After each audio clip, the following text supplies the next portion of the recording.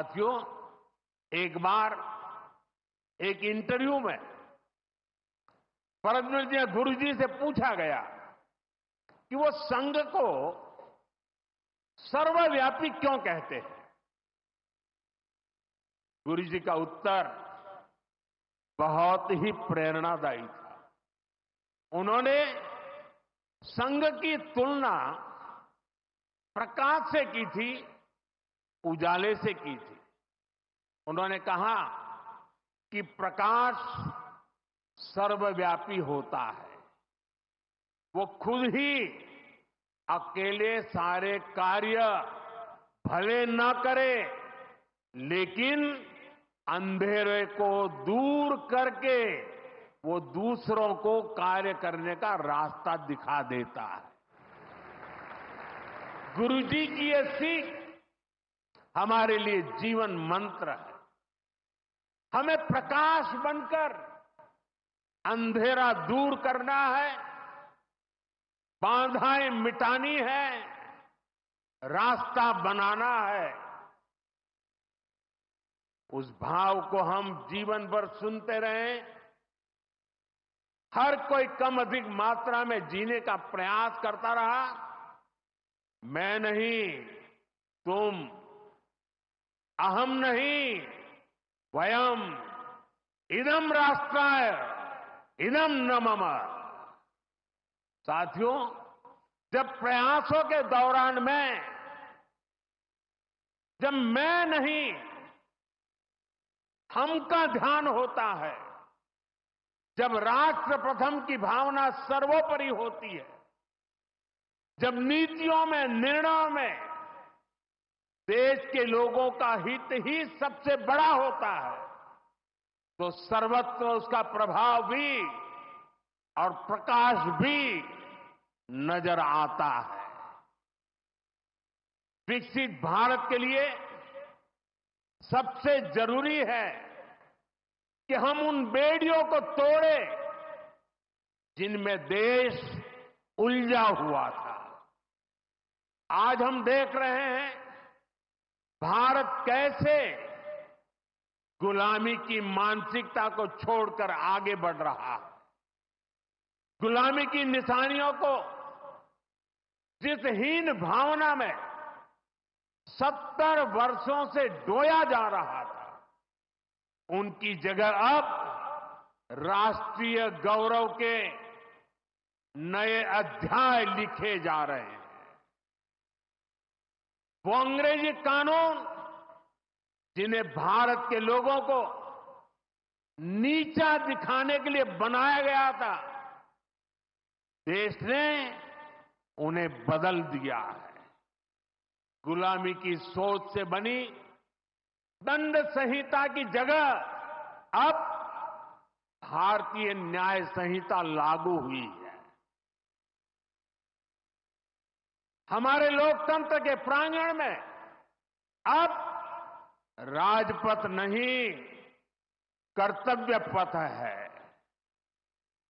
हमारी नौसेना के ध्वज में भी गुलामी का चिन्ह छपा हुआ था, उसकी जगह अब नौसेना के ध्वज पर छत्रपति शिवाजी महाराज का प्रतीक लहरा रहा है। अंडमान के द्वीप जहां वीर सावरकर ने राष्ट्र के लिए यातनाएं सही, जहां नेताजी सुभाष बाबू ने आजादी का बिगुल फूंका, उन द्वीपों के नाम भी अब आजादी के नायकों की याद में रखे गए हैं।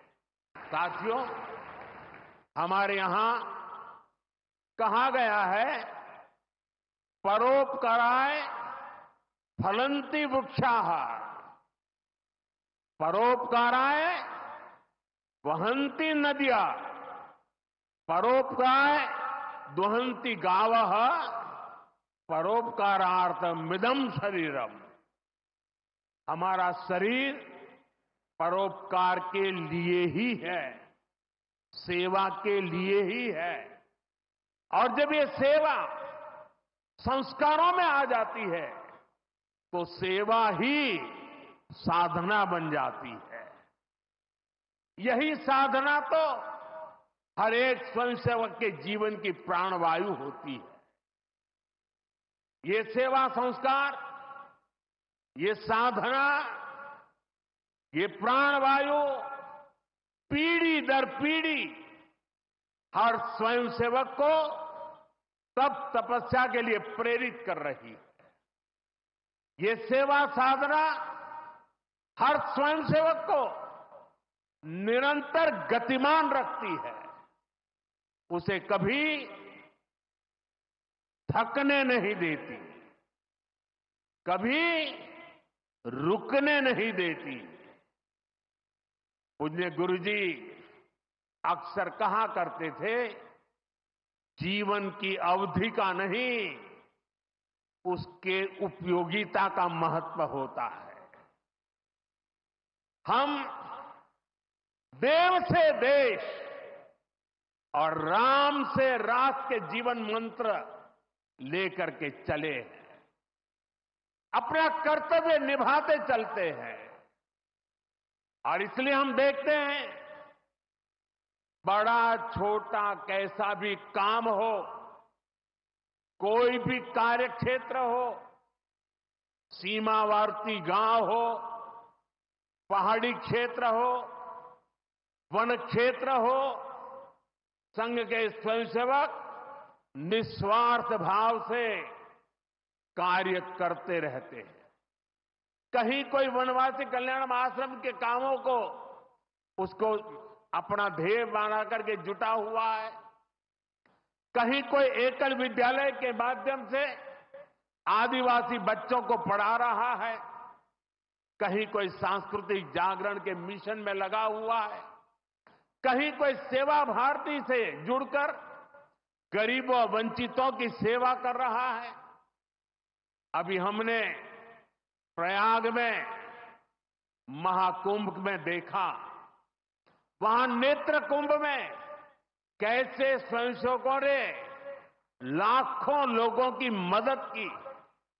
यानी जहां सेवा कार्य वहां स्वयंसेवक।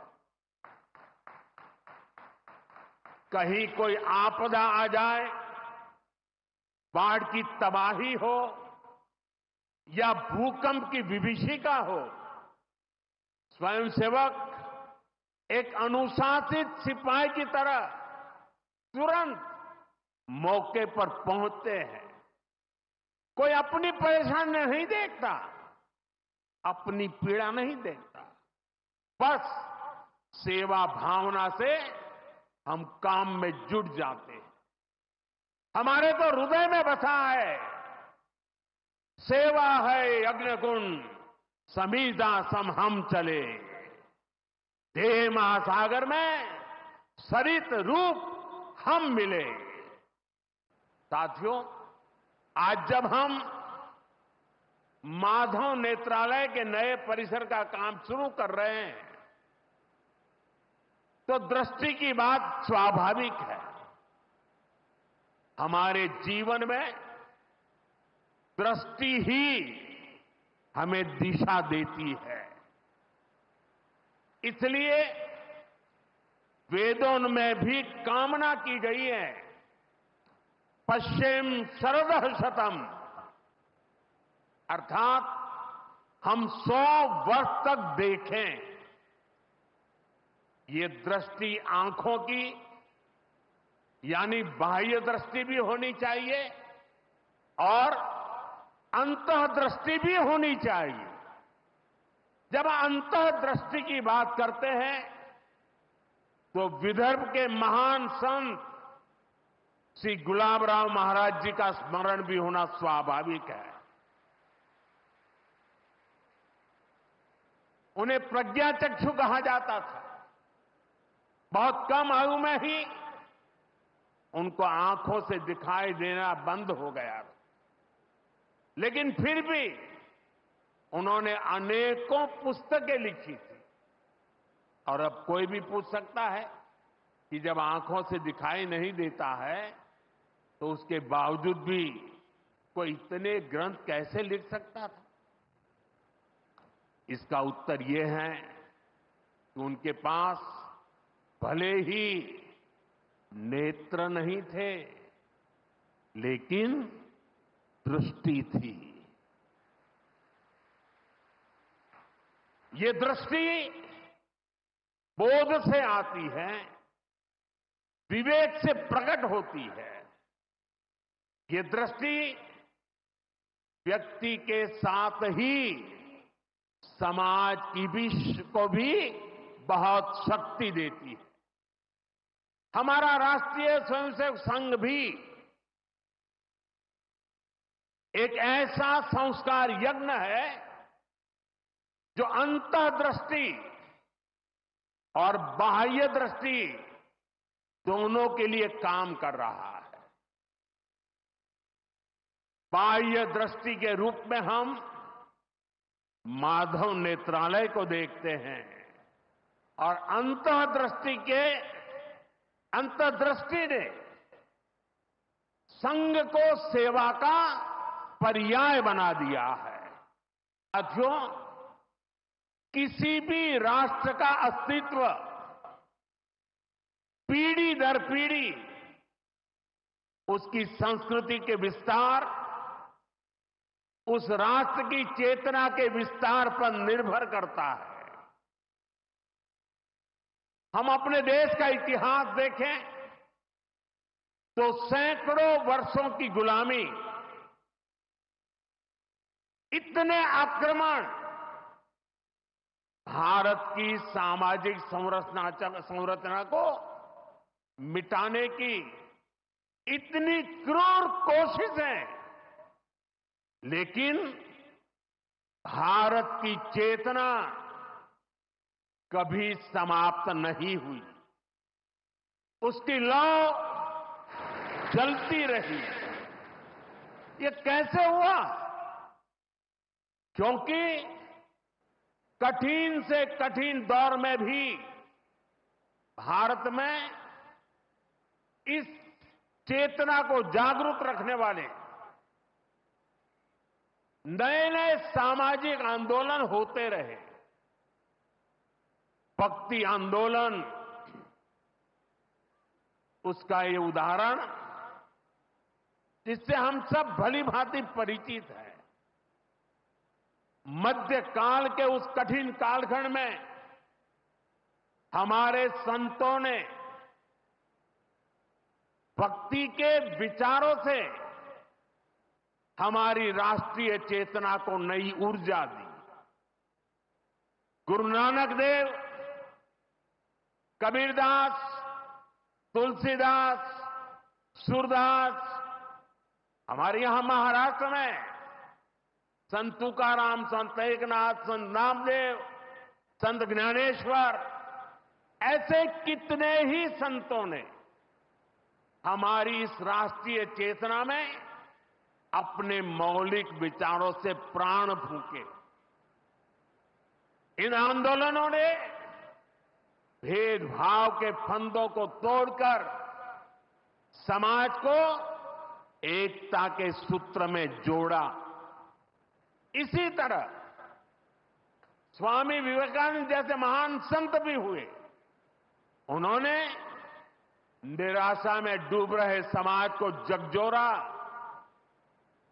उसे उसके स्वरूप की याद दिलाई, उसमें आत्मविश्वास का संचार किया और हमारी राष्ट्रीय चेतना को बुझने नहीं दिया। गुलामी के आखिरी दशकों में डॉक्टर साहब और गुरुजी जैसे महान व्यक्तित्वों ने इसे नई ऊर्जा देने का काम किया। आज हम देखते हैं राष्ट्रीय चेतना के संरक्षण और संवर्धन के लिए जो विचार बीज 100 साल पहले बोला गया, वो महान वटवृक्ष के रूप में आज दुनिया के सामने है। सिद्धांत और आदर्श इस वटवृक्ष को ऊंचाई देते हैं। लाखों करोड़ों स्वयंसेवक इसकी टहनी, ये कोई साधारण वटवृक्ष नहीं, राष्ट्रीय स्वयंसेवक संघ भारत की अमर संस्कृति का आधुनिक अक्षय वट है। ये अक्षय वट आज भारतीय संस्कृति को, हमारे राष्ट्र की चेतना को निरंतर ऊर्जावान बना रहा है।